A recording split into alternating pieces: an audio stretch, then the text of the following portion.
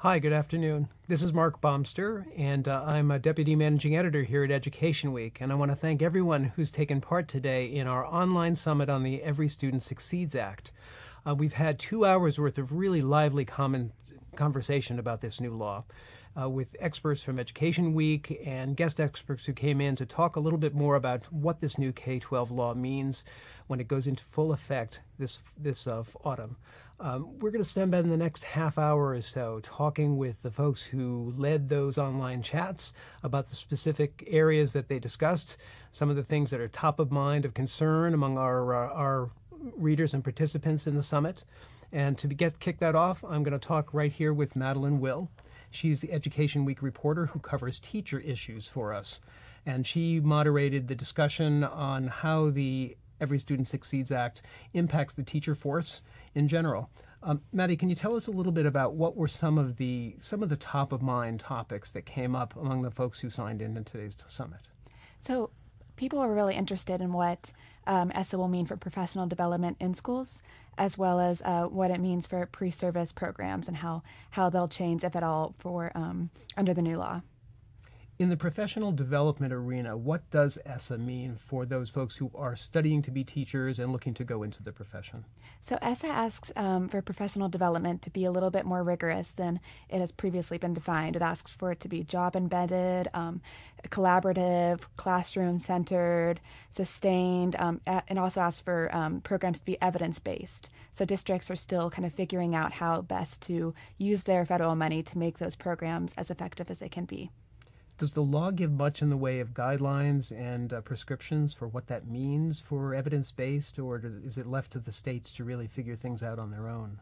It's really, for the most part, left to the states. States can kind of decide how much guidance they want to give districts.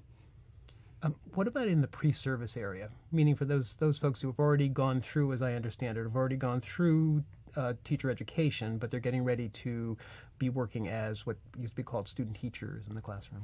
Right. So states can kind of decide how their pre-service programs, how they're going to change those under ESSA. And some states, including Tennessee, who we had a guest on our booth this morning, but as she was saying how Tennessee is going to be tracking the outcomes of their student teachers as they go into their career, which hasn't been done frequently before. I noticed in taking a look at some of the questions that were coming in, there was a lot of interest in the area of teacher effectiveness and what the law says or doesn't say, how it may have compared to the No Child Left Behind Act when it comes to teacher effectiveness, highly qualified teachers. A little bit of confusion still out there. Can you explain some of that to us? Yeah, so ESSA does not, unlike No Child Left Behind, ESSA does not require states to have highly qualified teachers. Instead, ESSA asks for states to define their ineffective teachers, and states have the freedom to determine what that means. The Secretary of Education has no power over saying that states need to use standardized testing or anything like that. So it's really up to the states. So states are kind of figuring out what their ineffective teachers are and what that means and how they can make sure that every student has access to an effective teacher. So just to clarify, it's not as if the law says that teachers can be unqualified. It just leaves it up to the states to define what means unqualified in that particular case. Exactly. Mm-hmm. Do we have any sense yet of how states are planning to go about that process? Are there any good examples of states that have particular approaches that they want to take in this area?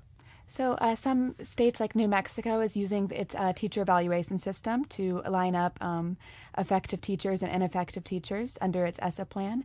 And because New Mexico's evaluation system is so specific, it's let the state determine how many students have access to effective teachers, which helps it meet its equity goals, which is important under ESSA as well.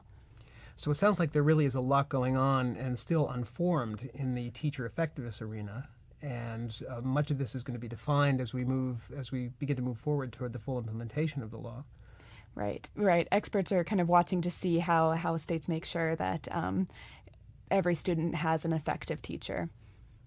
Are there any other interesting observations that came to you from the discussion here today? Where do you think people should be going if they are looking to get more information on teacher issues under ESSA? Yeah, I think we're really looking at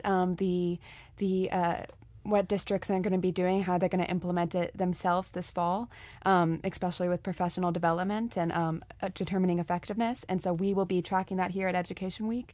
You can look at the Teacher Beat blog on edweek.org to read more about it. Thank you very much, Maddie. It's really useful. Thank you.